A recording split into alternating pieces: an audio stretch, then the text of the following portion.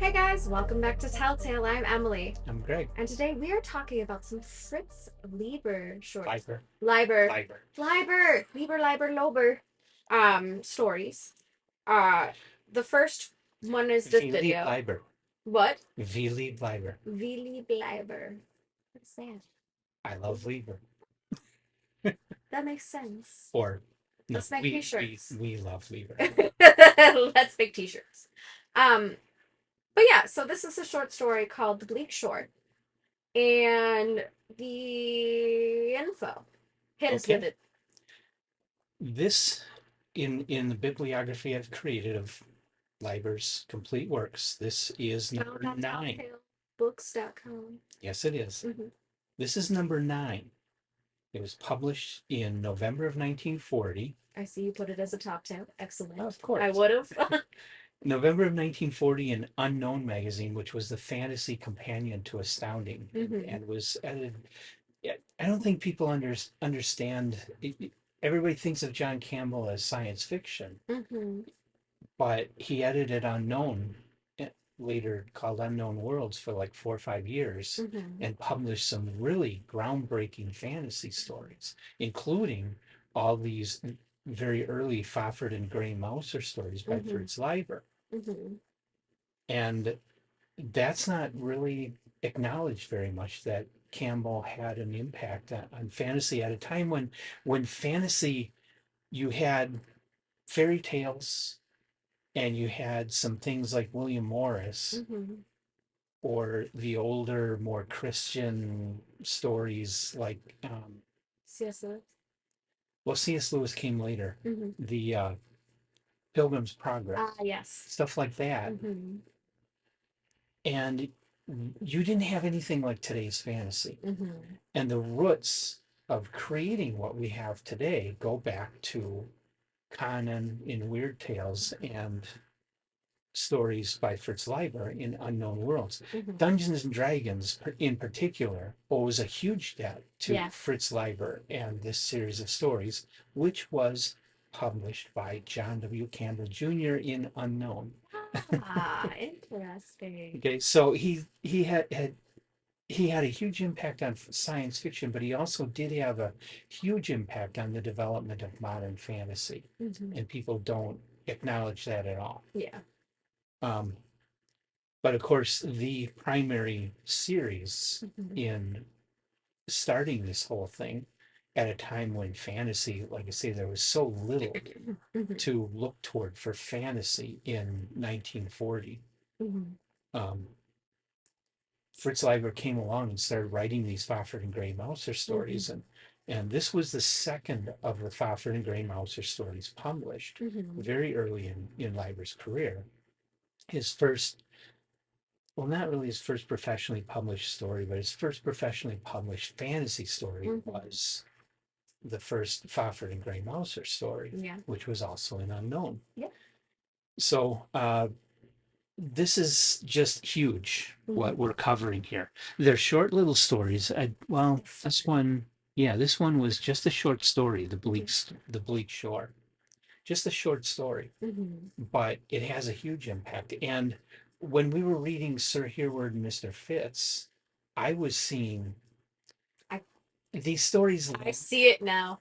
These stories lack the humor of Mm-hmm. Garth Nix. Mm-hmm. And of course, the storytelling style has changed over the years. Mm-hmm. Leiber is a lot more serious and a little more antiquated in Mm-hmm. his style than what Garth Nix does. But otherwise, the basic plot is the same. Yeah, it's two adventurers Mm-hmm. going on their quests, doing their things. Mm-hmm.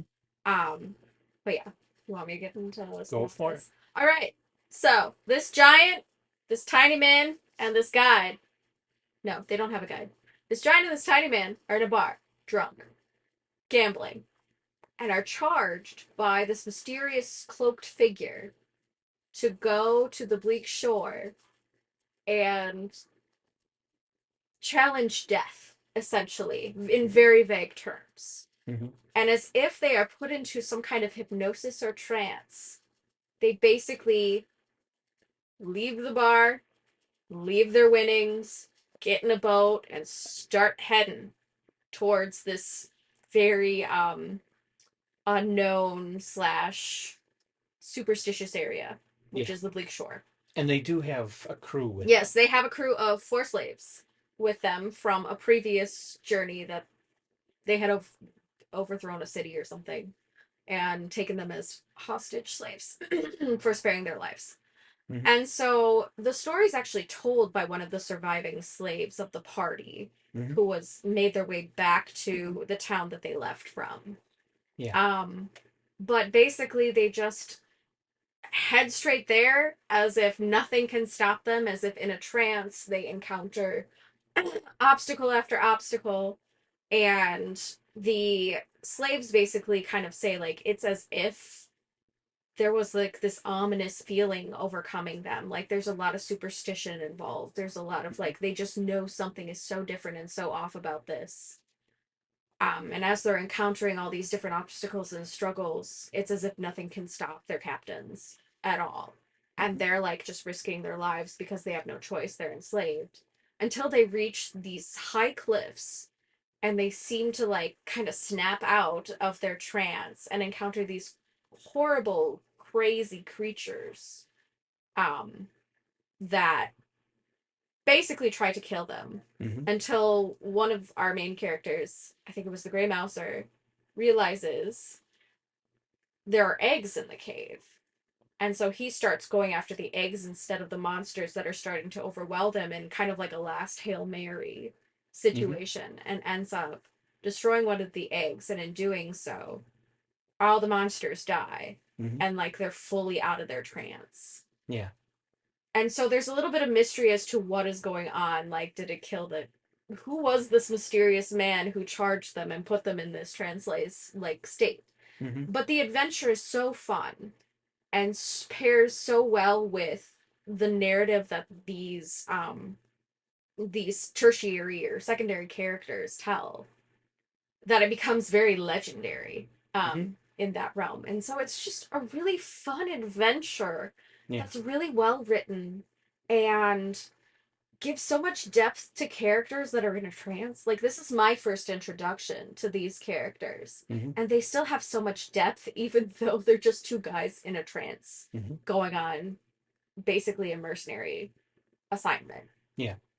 which also was probably a setup trap. Hmm. So, yeah. I don't know any other way of like describing it without giving too much away. Like I of course I'm not doing it justice, but it's just really fun. Two besties going on an adventure It story is. I mean, towards you can certain death. see D Yeah. and D all over this. It really is. It's such a perfect like it's like any I don't think I've ever been part of a campaign where we didn't all meet up in a bar Yeah. drunk You at in a all. bar, you go off on an You adventure, go you run into some creatures, Yeah, you you become know. legendary for and mysterious in the eyes and realm Hmm. of things. It's totally what Dungeons and It's Dragons is all about. it's beautiful. And this story was told in telling it from the point of view of that slave that survived and came back, Mm-hmm. makes it very different from the first Fafhrd and Grey Mouser story, which is just told from the point of view of the two adventurers. Mm-hmm. Um, which makes the story very different, Mm-hmm. a lot more mysterious, Mm-hmm. almost a feeling of like narrative of Arthur Gordon Pym with this Mm-hmm. and in traveling to this end of the world place. Yeah. Just makes it a really, really cool story. Very, very enjoyable. Mm-hmm. And I was mentioning the influence on Dungeons and Dragons, mentioning the influence on Garth Nix, Mm-hmm. but Wizard of Earthsea. Yes. You have the Yes. hero going across the ocean to this mystical land, He's going across some dark, you know. creepy ocean. So this story in particular, I think, was Very on par. influential on Ursula Le Guin in Mm-hmm. writing The Wizard of Earthsea. Yes. So the Very story has had foundational piece. just huge, huge influence over modern fantasy. Mm-hmm. This one in particular, the first Fafhrd and Grey Mouser story also, but this one in particular, I'm seeing echoes in a lot of stuff that's been written since, Mm-hmm. a lot of stuff that's been done since. Yes. Yeah, I can definitely see it. So this is whether you like the story or not, it's still an important story Hmm. historically for Yeah. how it's helped shape where we're at today with fantasy stories.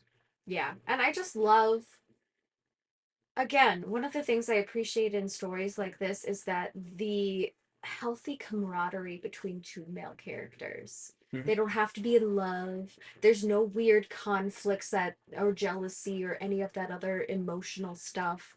They literally trust each other so much to survive things. That's what I appreciate about this dynamic duo. It's very healthy masculinity, which I Hmm. appreciate. And it just gives you like this really cool, I love the that mystery aspect again, where it gives you this really cool question of will they come back? Because if you're hearing it from the perspective of one of the crewmen, the slave crewman, the story even indicates that people don't believe him, that they Hmm. survived, Hmm.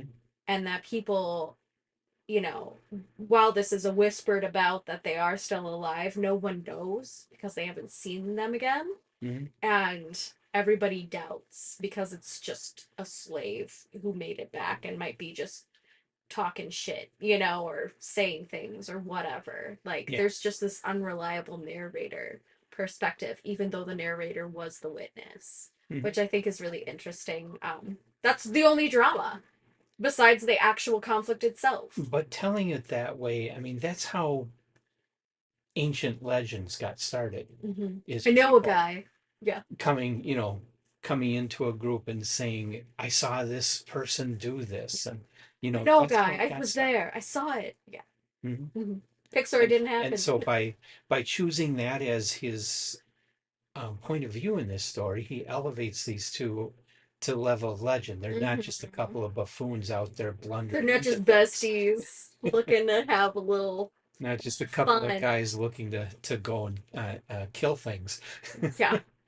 Which makes it very different from Conan. And another thing very different from Conan is Conan tended to get a bit racy, running Hmm. into princesses and stuff. And, they went as far with Robert E. Howard, I think, went as far with sex in those stories as he could get away with. Hmm. In this, it's pretty rated PG. Yeah. I mean, it's very clean, other than the Yeah. violence. Like, I could hand this off to a a 10-year-old and feel pretty secure in them reading it. Hmm. Because there isn't anything super racy or weird about it. So it's pretty family friendly, which Yeah. is nice too. And Hmm. it's kind of nice to see that because I get burned out on, oh great, they threw a sex scene in here that does nothing for the story. Or like, oh great, yeah, damsel in distress, got it. Like they don't have that in this particular story or No. some of the other ones that we'll talk about So another far, the time. three that I've gotten through don't Hmm. have anything like that. So. Yeah, so it's legitimate, good, clean adventure stuff, Hmm. except it gets a little violent. Yeah. So not that clean. Yeah. Just some wholesome violence. But that's our culture. Yeah. Two people in love is forbidden to show, but Hmm. lop somebody's head off with a broadsword, we're all over it. Yeah. Yeah. Yes, violence. But yeah, it's just a really great, fun fantasy adventure. And it kind of feels it's less explorative. It has some of an explorative aspect to it, like we did with the Martian Hmm. stories from, oh, why can't I think of his name? Burroughs, those Martian stories. The ones with, why can't I think of anything right now? Stanley Weinbaum. Yes, there it is. Yes, those Martian ones. Okay. Where you kind of get that explorative aspect of it, and Hmm. it's still an adventure, but this one, of course, has a little more fantasy and violence. But I like Yeah. that explorative aspect of it as well. Hmm. Learning the landscape and stuff, and it gives you just enough to want more, but not feel like you need more. Yeah. That's what I really like about the way these stories are stylized. Hmm. So it's just good. Good is just good. Mentioning Burroughs, that's another departure. Hmm. A Princess of Mars was written in 1912 or something like that, and there you had this perfect guy hero coming, and of course he wins the The girl of the princess town and that's all the things. gonna inherit the whole empire and stuff. And Hmm. you know it, it you don't have that here. You have something that's just about two guys going off on adventures, Mhm. crapping their pants when they find out what they're really Yeah. walking into. Why did we do this? What the hell? Where are we? And Freebird, Hmm. Leiber doesn't turn that into comedy like that, but No. I mean that's kind of what you have happening. These guys keep stumbling into these situations Yes. that if they had sense, they would have just stayed in the bar and finished the beer Yeah. and forgotten about it. They're nomadic. I love that the concept of a nomadic tribe. I find that that's a great setting for, like in Princess of Mars, where you had that nomadic tribe that kind of Yeah, went around and did their things that John Carpenter or John Carter. Carter, John Carpenter, the Thing. Anyway, other alien, totally different alien story. Yeah. But yeah, I love the concept of the nomadic lifestyle, and it's probably Hmm. because I do play D&D. So like I totally see the parallels. But Hmm. being mercenaries, just trying to make a living doing nomadic stuff or taking on odd jobs or whatever, like such a romanticized idealist dream of complete freedom. Yeah. I love that. Hmm. So that really intrigued me a lot as well. Hmm. But yeah, I think that's everything that I have to say about it. Did you have more, Jeff? Nope, it's top tail. It's a top tale, so go read it. Read the rest of them. All of them. Find them all. Hmm. Highly recommend. Super fun. Yeah.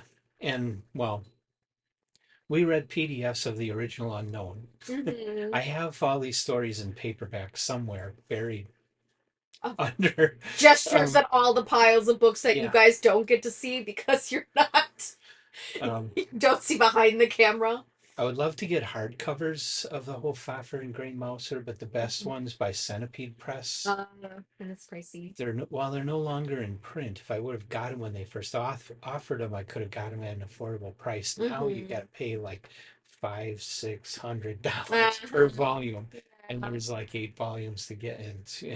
Ugh, Can't that's a do lot. it. Yeah, can't hack it, but So hey, they're I'm out there. just I'm just going through the original PDFs, and it's a good way because you got the original artwork in there, and it's Which really fun. the illustration for this one I really enjoyed. I Yeah, would, if we can put a yeah, I'll screenshot of it use it at the somewhere. beginning of the video. Perfect, because I love that illustration. I was like, Hmm. oh yeah.